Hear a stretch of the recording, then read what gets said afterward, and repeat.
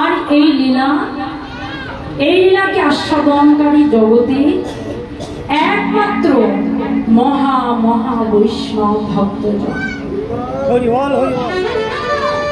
তাই আজকে এই আসরাঙ্গনে বসে বসে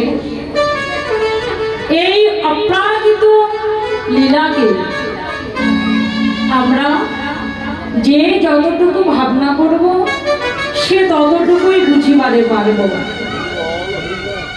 কেননা ভাবনাই তো ভজন, আমাদের প্রেম ভক্তির মহাজন।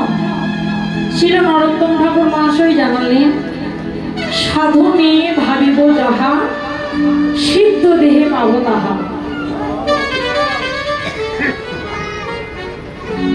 অন্তরে যার যত ভাবনার প্রকট, ভগবানের করুণাও তার তত নিকট। তাই তো জানালেন যে যত ভাবনা করবে সে ততই এই রসময় কীর্তনকে আস্বাদন করতে পারবে। তাই তো আজকে শ্রীধাম নবদ্বীপ মাঝে যেন কি হয়েছে, এই কলিযুগে শ্রীমন গৌরাঙ্গ হরি চৈতন্য রূপে সচি মাতার গর্ভ সিন্ধু নীরে অবতীর্ণ হয়েছে। তবে অবতীর্ণ হলেন কেমন সময়ে? গৌর কথা গ্রন্থে ডক্টর মহানন্দজি জানালেন, মধুবাসন্তীর পূর্ণিমার সন্ধ্যায় সুরধ্বনি গঙ্গার তটে প্রকট হইয়াছিলেন সেই মহা অভিনেতা। সেদিন হরির বিলাসে আকাশ ছিল রং ধরা, বাতাস ছিল কীর্তন মুখর, ন্যায় চর্চার সুখসুতায় জগৎ জীবের মন ছিল তৃষ্ণা ব্যাকুল। তৃষ্ণা ব্যাকুল জগৎ জীবের পিপাসা মিটানোর জন্য সেদিন শ্রুতি রস ও বৈশ্য সমরতি হইয়াছিলেন। আমার অদ্বৈত ঠাকুরের নয়নের জল হেলে ভগবান আর থাকতে পারলেন না, ছুটে আসলেন এই ধুলির ধারায়। কেননা ভগবান বলেছেন, এই জগতের বুকে আমি সব কিছু সইতে পারি, কিন্তু সইতে পারি না কোন জীবের অহংকার আর কোন ভক্তের নয়নের জল। তাই তো আমাদের অদ্বৈত আচার্য প্রভু যখন সুরধ্বনি গঙ্গার তটে বসে ভগবানকে ডাকছে, কার জন্য? জগৎ জীবের জন্য ডাকছে। আর দুটি নয়ন জলে বসে বসে কাঁদছে, ভগবান ভক্তের বিনয় বচনে, ভক্তের আয়োজনে আর থাকতে পারলেন না,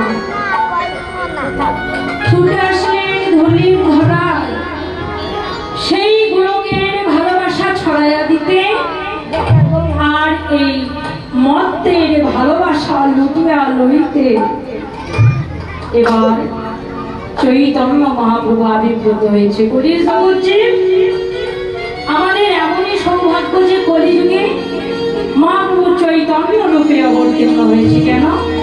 সে যুগে দাপর যুগে তো শুধু শ্রীকৃষ্ণ রূপে অবতীর্ণ হয়েছিলেন, এবার শুধু শ্রীকৃষ্ণ নয়, শ্রী অর্থাৎ সুন্দর, কৃষ্ণ অর্থাৎ কর্ষণকারী, কর্ষণ করে জগৎ জীবকে আকর্ষণ করবে, চৈতন্য অর্থাৎ এই কলির অচৈতন্য জীবকে চৈতন্য দান করবার জন্য ভগবান কৃপা করে আবির্ভূত হয়েছে। তাই তো ভাবুক ভাবনার দ্বারা জানালেন, আজকে চৈতন্য মহাপ্রভু অবতীর্ণ হয়েছে কেন? জানালেন, ওরে